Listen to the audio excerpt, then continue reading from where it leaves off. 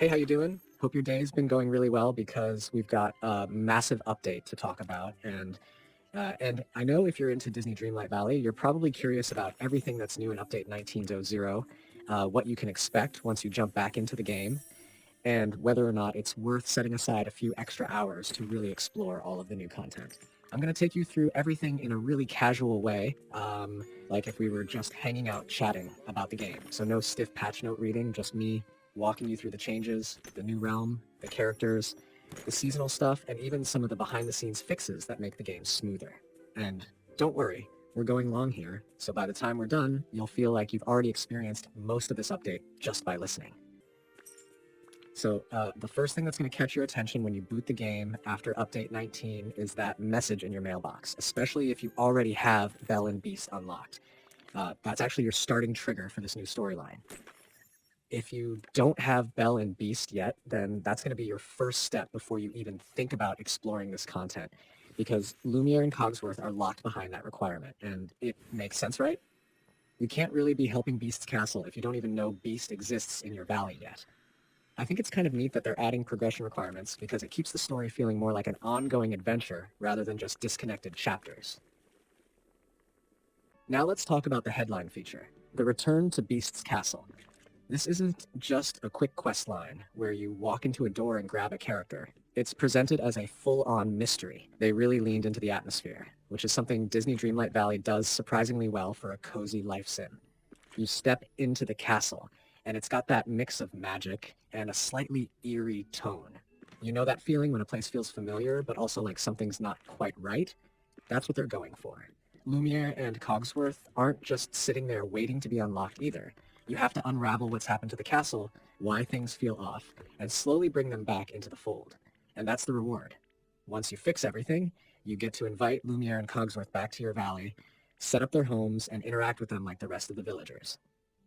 One of the coolest parts about Lumiere and Cogsworth is how they balance each other out. Lumiere brings that classic, flamboyant, warm personality. You can already imagine him gushing about fine dining while you cook in the valley, while Cogsworth is going to bring more of that uptight, by-the-book personality, probably scolding you if things are too chaotic. I love that they keep the personality traits intact when they port these characters into the game. It's not just a reskin, it really does feel like they belong there. Like you've picked them straight out of Beauty and the Beast and dropped them in your little magical community.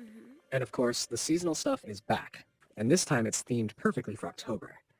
The new star path is called Witchful Thinking, which has this whole spooky, potion-heavy vibe. If you've done past star paths, you already know the structure. You do tasks around your valley, you earn event currency, and you unlock themed cosmetics, outfits, furniture, and other goodies. What makes this one fun is that it lines up perfectly with Halloween. There are witchy designs, creepy little touches for decorating, and some really stylish outfits that lean more into the magical side of Disney rather than just the bright and cheerful. It's a good way to get your valley ready for the trick-or-treat event that kicks off on October 15th. Speaking of that, the trick-or-treat event is back from October 15th through Halloween night, and if you played last year, you'll probably recognize the basic setup. You get these fun little valley-wide activities where characters want candy, there are little themed tasks, and you can snag some unique items if you participate consistently during the event window.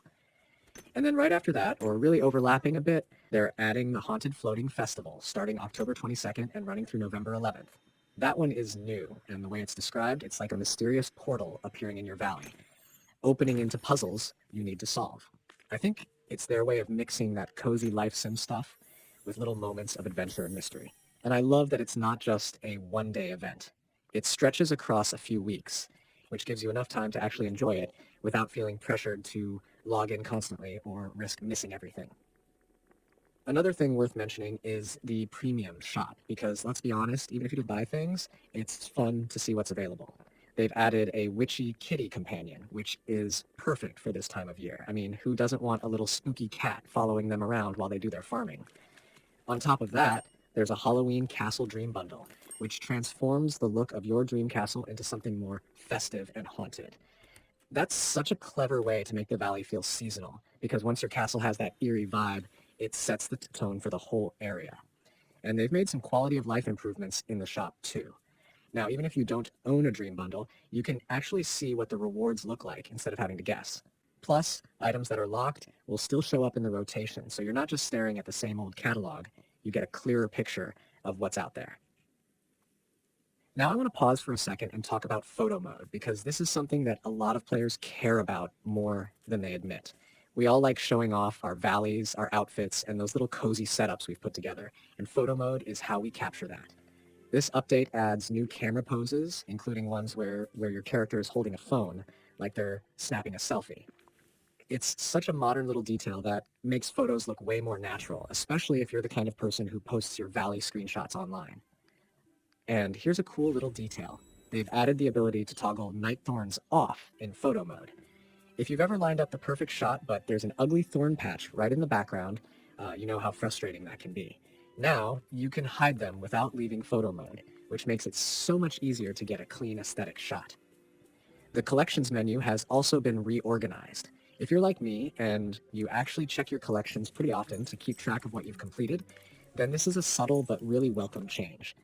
Now they've moved mysteries into a more prominent spot, so collections and village are organized more clearly, and gardening, fishing, and cooking have been grouped under activities. It's not the flashiest update, but it makes navigating menus way smoother. Sometimes it's the little tweaks like this that make daily play feel less clunky. Of course, every update also comes with bug fixes and performance improvements, and Update 19.0 is no different. This is the kind of stuff that doesn't always get attention in a flashy trailer, but absolutely affects how enjoyable the game feels. They fixed several quests that were breaking progression, which is a big deal because there's nothing worse than being stuck halfway through a story and realizing you can't move forward because of a bug. Some of the big ones they addressed are quests like the music's on the walls, create a bear, and the Dreamlight Fountain. If you've been stuck on one of those, this update is your way out. They've also polished photo mode sharing, controller scrolling in the furniture menus, and smoothed out visual glitches, particularly on the Switch version where textures sometimes load weirdly. Companions had some interaction bugs too, which are now resolved. So if your animal buddies were acting strange, that should feel fixed. Something else I think is worth pointing out is how this game continues to reward you for preparing ahead of updates. Like I mentioned earlier, if you don't have Belle and Beast, you're going to hit a wall with this new content. And even beyond that, it's just smart to stock up on Dreamlight before a big update because the realm doors almost always require a hefty chunk. Past realms have been around 12,500 Dreamlight, and while it's not confirmed if this one is the same, having that saved up means you won't feel blocked. Also, keeping some cooking ingredients and crafting materials stocked is smart because you never know what a new questline is going to ask you to whip up. And I have to say, one of the things that keeps me excited about Dreamlight Valley updates is how they mix the cozy day-to-day stuff with genuine seasonal fun. You're not just unlocking new characters, you're also feeling like your valley shifts with the time of year. Halloween events, haunted festivals, spooky cosmetics, they all help make the game feel alive, like it's sharing the real-world calendar with you. And I think that's something that a lot of other life sims could take notes on.